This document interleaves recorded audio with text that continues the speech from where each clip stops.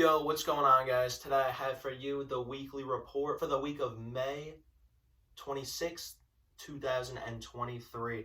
This will be the last weekly report I post on this channel for a good bit of time. I personally do like the format of weekly reports, but it is honestly just too time consuming and it is too much music for me to feasibly listen to and process all in a thing. I mean, you guys still see how far behind I am on this, and I would prefer to get you guys reviews more quickly, which is what I will be doing going forward. But for the last weekly review, we do got some good albums to talk about. Well, not good. We have some popular albums to talk about, like Almost Healed by Lil Durk. But we will be starting it off with the Yin Yang Tapes Winter Season EP by Suicide Boys. I've covered several of their EPs in my weekly report since starting the channel. And as I've stated before, I'm not the biggest fan of Suicide Boys. They have a good sound that I enjoy, but I don't really go out of my way to listen to them. But when they're on, I could vibe, and I got a lot of friends who are into Suicide Boys. This shit goes hard. It's just not like my primary style of music that I like to listen to on my own. But with all that being said, this is one of the weaker EPs I've heard from them. I'm not the biggest fan of the production aesthetics here, of the more shrill vocal deliveries from Ruby to God and Scrim. The production is definitely weaker here. There's a lot less personality in it, and it's a lot less atmospheric. It doesn't bring you into the Suicide Boys atmosphere as much as it does on the other EPs, and it does leave the Yin Yang Tapes Winter Season EP feeling a little stale, generic, and maybe even done a little bit already. But yeah, I mean, like I've said in the past, SB is hit or miss for me, and when you're doing like a 3-4 track EP, you know, and it's hit or miss, you're gonna have, there's one or two songs that I like here. Everything's alright, you know, it's not like there's anything great here and anything crap. It's just music I don't really care for. It's kind of generic, kind of mid, kind of typical Suicide Boys. But for those reasons, I will be giving the Yin Yang Tapes Winter Seasons EP a 5.2 out of 10. Not the worst thing I've ever heard, not even close, but boring and forgettable for sure, to say the least. Now we will be moving on to the album Pistolz and Pearlz by Kodak Black. This is his 5th studio album from the Florida MC, and Kodak is a rapper who in the last couple months has really rose in my enjoyment. For years, I spent hating on Kodak, calling him crap, all this and that. And he still does have a big handful of misses, a big handful of tracks I don't care for, not good, whatever. But fuck, man, Kodak is fire. He's grown on me a lot recently. And with that being said, I really wanted to like this album. I really wanted Pistolz and Pearlz to be like a great, you know, new Kodak drop as I'm like starting to love Kodak, and it'd be like a great album and it would be awesome. But no, I'm left a little bit disappointed when there's only one track I return to here. It's the intro track, the self-titled track, Pistolz and Pearlz, and we see Kodak experimenting with his delivery, his strong structure, because the beat here is progressive and changes a lot. So the songwriting is good to match this ever-evolving beat. Kodak's lyricism is solid. His deliveries and inflections are really what grab you as always, and he does great with that here on this emphatic intro to the album. But we also have tracks like Roses, which is the following track, has a feature from Sniper Gang affiliate VVSence, I think you pronounce it. I don't know for sure, but I don't really care because like she is a terrible fucking feature on this track. And this is an issue that plagues the album. There are multiple tracks where Kodak will just give the track to a Sniper Gang affiliate and they will just shit all over it. Like I said, VVSence, just really annoying ass voice and delivery, just grating, absolutely. And other than that, the track is just generic production, generic flows with an annoying MC. So it's obviously a recipe for disaster. You also get a track like Get Away, which features Low Shimmy, and I swear to God, the first time I listened to this song, I was convinced there was a hidden Don Toliver feature, like just on the album, like hidden Don Toliver feature. But by the time I got to the end of the song, I realized that there is no Don Toliver feature.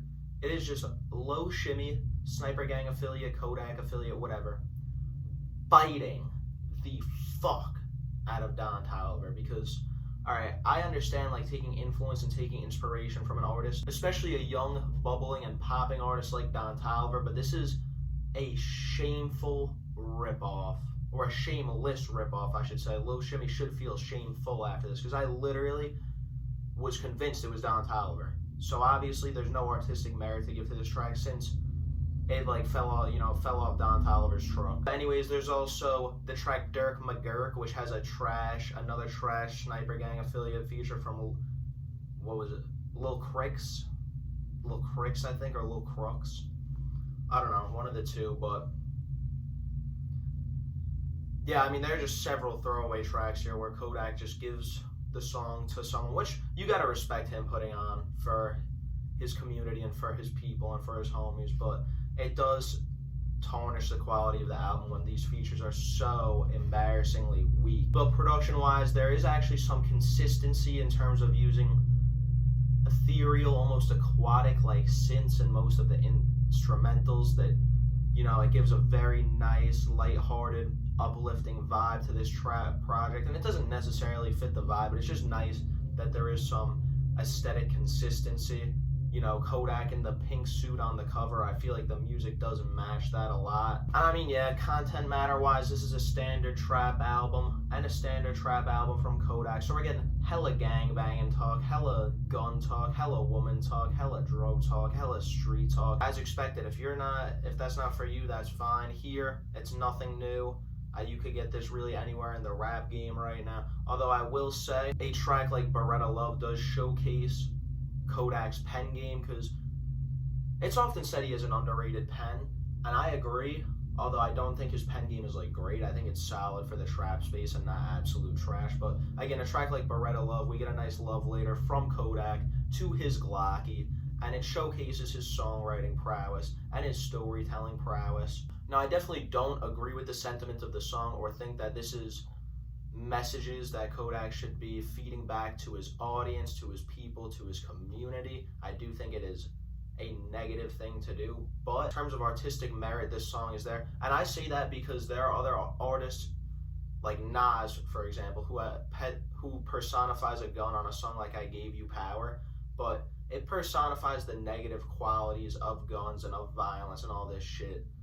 But Beretta Love is literally like Kodak writing about how much he loves like his gun and like shooting at the ops and shit. And it's like, again, I don't know if that's necessarily positive reinforcement messaging that we need, especially as someone who is supposed to be a leader for the culture and a leader for the community. But that's neither here nor there, because this song is great.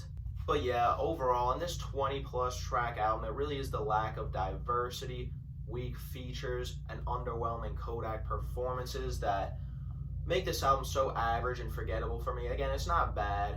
It's definitely not bad. Pistolz and Pearlz, Kodak Black, 5.6 out of 10. Mid-album, but it's not bad. Doesn't blemishes Kodak's discog too bad. And again, the intro track, Pistolz and Pearlz, is fucking excellent. Like, this is really like a good-ass Kodak song. If you haven't heard it, I'd recommend checking it out. But yeah, on to the next.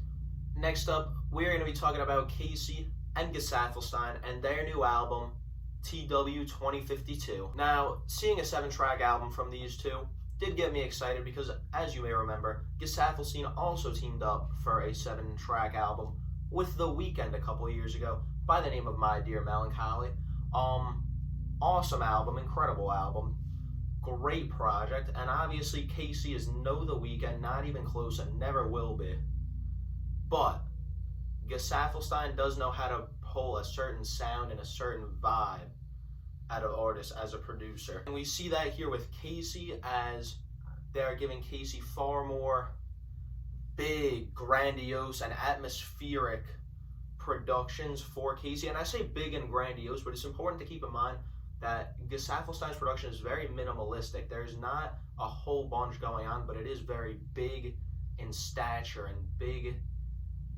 It feels important, you know, it is very much grandiose. Despite there not being a whole bunch going on, he does some great synth work on the productions, and overall, this album is produced well. I don't think Casey fits the soundscape or the atmosphere that well, especially given the fact that he is not the greatest singer, and he does do a lot of singing here. But Gesaffelstein killed his set on the beats. But talking about Casey, we get some great refrains on a track like Roll the Dice and solid singing performances, but his dainty, fragile voice and singing delivery is weak. The reason why a soundscape like this worked with someone like The Weeknd so well is because The Weeknd is a bombastic, profoundly incredible singer whose track presence will dominate any instrumentals. And Casey here is definitely in a more subdued role compared to that. His singing is a lot more almost like background, like doesn't fit into the background, but it doesn't feel anywhere as close to important as the instrumentals. He's not saying anything super crazy. His songwriting and pen game is mid out of 10. But again, this is another like painfully mid album that I'm talking about this week, because there's not a whole bunch of bad tracks. All the tracks are fine. It's a 7-track album, so there's not much room for misses, but there's not necessarily any hits either. And Casey does showcase some potential going into the future, as he has on past records. With this ambitious, The Weeknd inspired style he is going for, his singing definitely could use some work in his rapping as well, but the creativity is there, and I appreciate that. But for those reasons, I will be giving TW 2052 a 5.2 out of 10 as well. And now we get to the best album to come out this week that I reviewed, No One's Nice to Me, Cochise. This is another 7-track album. I don't know what's up with these this week, from another upcoming popular rage trap rapper, and Cochise is one of the best in this space. He is the definition of using your voice as an instrument right now. He taps into plenty of baby voice inflections, as well as just screaming intense inflections over the outlandishly intense production here, and it all works really well. I love every sound and style that Cochise brings to the table. It's all super fun, and that's what it is at the end of the day. You listen to tracks like Bird Chest, and it's clearly just Cochise having fun. You start off with this super intense rage trap soundscape, and Cochise just flowing over it, doing his thing, and then you switch up to a far more dark and eerie trap soundscape, and Cochise starts rapping his ass off super intensely, deep passion into the inflection, and you could hear him rapping with hunger, talking about having a band off. I mean, it's all bangers. This is just all bangers. No One's Nice to Me is straight energy, and very few rappers right now capture that aesthetic like Cochise does. You get tracks like Bird Chest and Yakuza Ties, also both upbeat bangers that are just non-stop fun, non-stop intensity. The lyricism here is not good. All these tracks sound like Cochise freestyled them just over the song, and that's fine, right? That's fine for this type of music, but obviously weak pen game is going to translate to a lower score.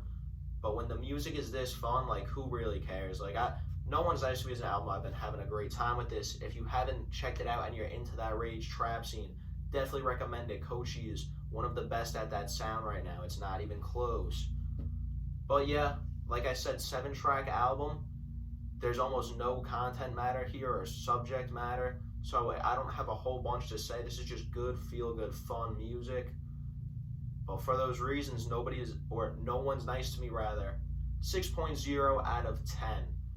Very much looking forward to see where Cochise goes next, because he also is always innovating on the rage trap sound and bringing new elements into it. Now, finally, we get to talk about our boy from the rack, The Voice, Chicago's Jay-Z, Lil Durk, Durkio, Big Schmirk, whatever you want to call him. We are talking about the most painfully mid rapper in the whole game right now.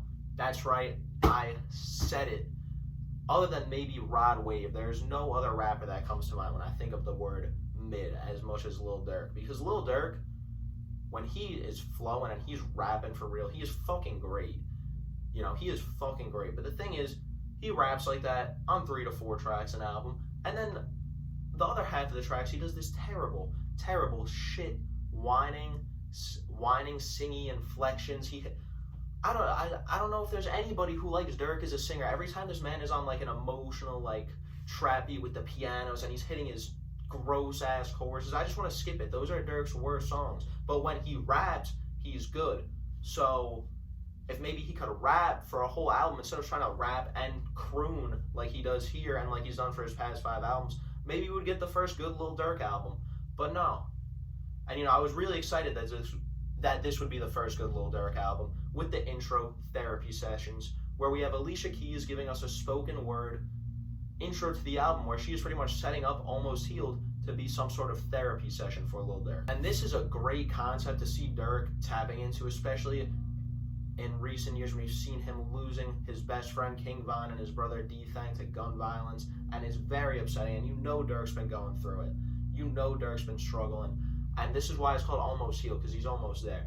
And you're like, wow, we might get some profound, lyrical, personal content matter from Lil Durk. We might get some good, thought-out writing and some narrative and content and substance thrown into the project. But no, this is the only time the therapy sessions theme is even touched on for the rest of the album. And we have Lil Durk talking that gang violence, gun violence bullshit more than ever, which, again, neither here nor there, because I don't factor this into the musical rating.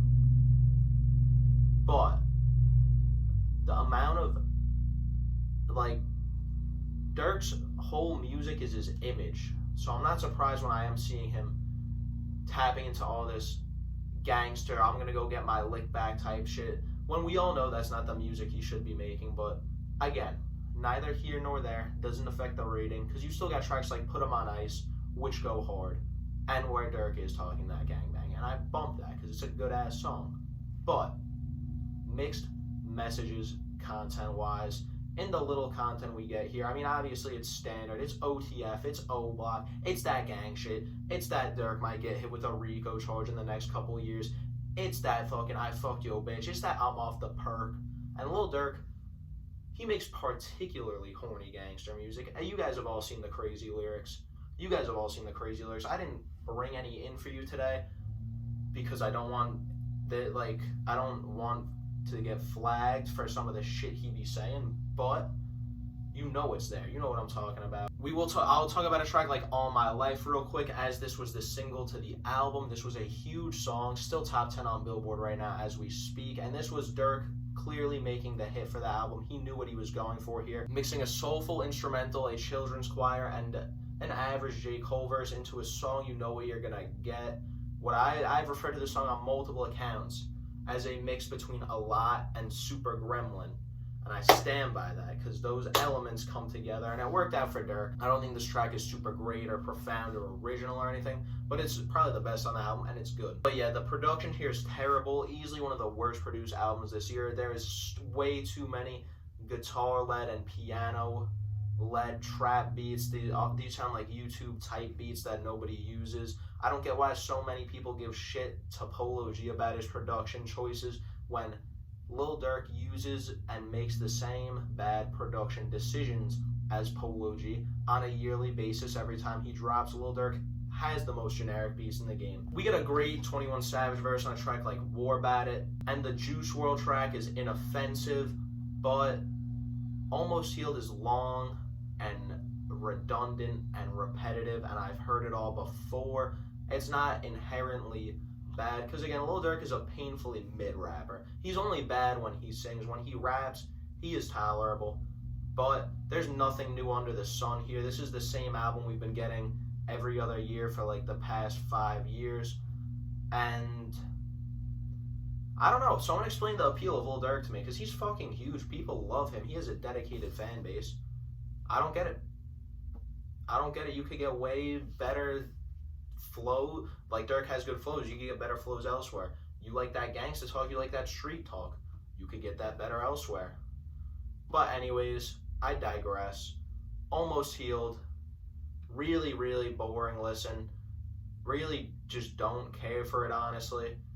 Super forgettable, and was never even entered my rotation, so there's no songs I'm taking with me or that have even left my rotation since then. 4.5 out of 10 on this one, guys. Not the worst piece of music I've ever heard. Not even the worst Lil Durk album I've ever heard. Not close, to be honest. Not even close. There are way worse albums. But how are you guys feeling Almost Healed? How are you guys feeling Pistolz and Pearlz and all these other albums that I covered today? Is there anyone who likes any of these albums? Because there was no super high ratings. Again, the best album of the week was a 6.0 out of 10. But anyways, this was the last weekly report. I hope you guys enjoyed it. If you would like to see me return to this content form, let me know. But otherwise, I appreciate you guys. Like, subscribe, comment, all that bullshit as always. Appreciate you staying through, tapping in, checking it out. But yeah, I'll catch you next time, guys. Peace.